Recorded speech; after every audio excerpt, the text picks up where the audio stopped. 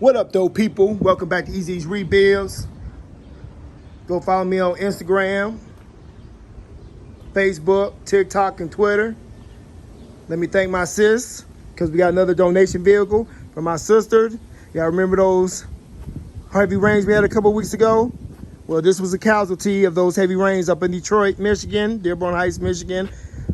My sister drove it into a flooded area and sucked the water into the intake and locked up the motor.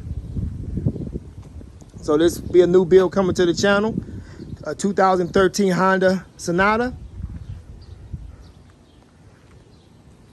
Gonna be doing probably a motor swap, swapping out the interior because it is awfully moldy in here and smelly. That's why the windows are down. So if y'all would, go check us out on YouTube. Easy's Rebuilds is link in the bio. Stay tuned and stay blessed, people. Peace.